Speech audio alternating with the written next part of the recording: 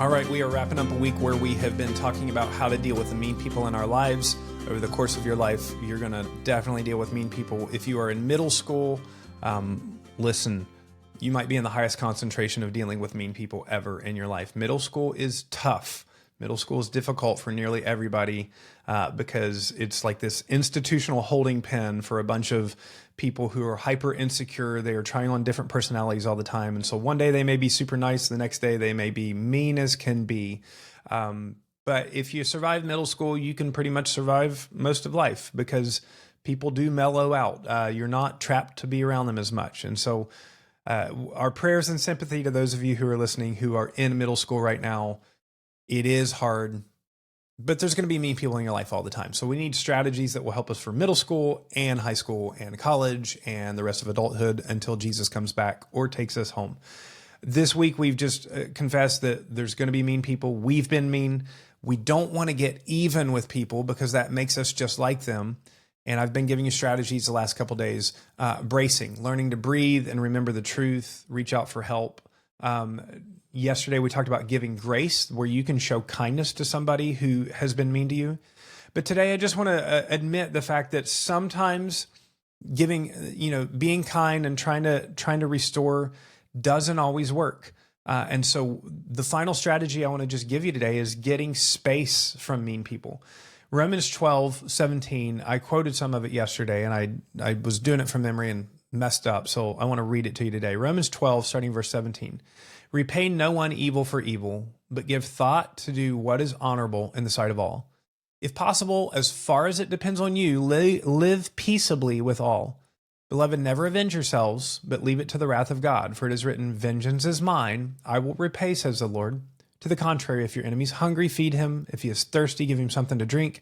For in doing so, you will heap burning coals on his head. Do not be overcome by evil, but overcome evil with good.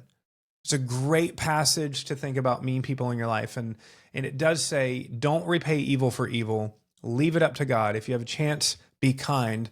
But in verse 18, it says, if possible, so far as it depends on you, live peaceably with all. And I love the fact that it's written this way because sometimes it's not possible to live peaceably with people no matter what I do. I've got a couple people in my life that just hate my guts, and it feels baffling to me. I don't fully understand why, but I can't solve it. And so to live peaceably with them means to have space from them. And that's the final strategy today. We talked about brace. We talked about grace. Today, let's just acknowledge sometimes you just have to get space from people if they're being mean. And this can be a short-term thing, or it might be a longer-term solution.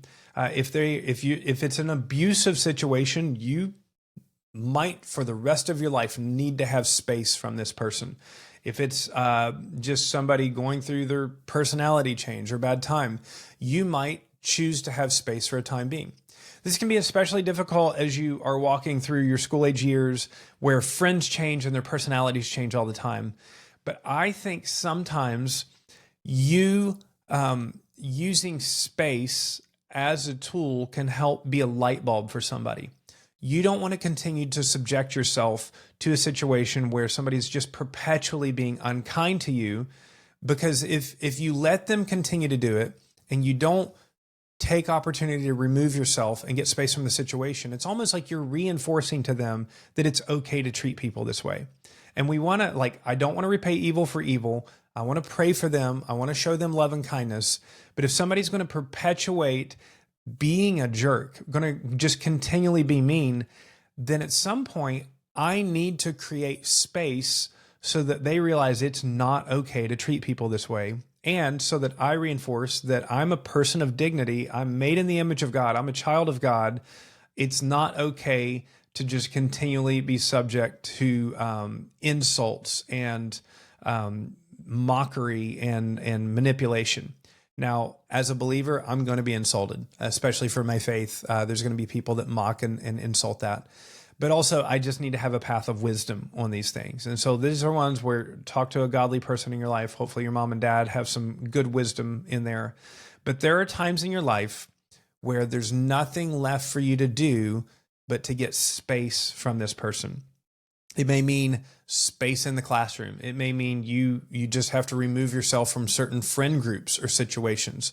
And that can be hard, but it'll be worth it because you don't want to live in a time, you don't want to live just in a cycle of perpetual meanness. Now, on the other side, especially as a youth pastor, I have watched it happen where a kid comes to church and somebody's unkind to them once or twice, and then they remove themselves from the entire youth group. Now, that feels extreme and unnecessary. If you're being bullied in your church, in your youth group, you want to talk to your parents, you want to talk to the leaders involved and get it addressed. Maybe you can switch small groups, maybe you can switch spaces, but you don't want to be somebody who is so sensitive and so tender and truthfully so insecure that somebody says something, oh, are you wearing those shoes? Or, nice haircut. And you take that to completely remove yourself from it. Because there's always going to be insecure people. There's always going to be people that just speak off the cuff and they're unkind. And you want to have some thick skin, right? You don't want to be just where like your emotions are at the mercy of whatever anybody says.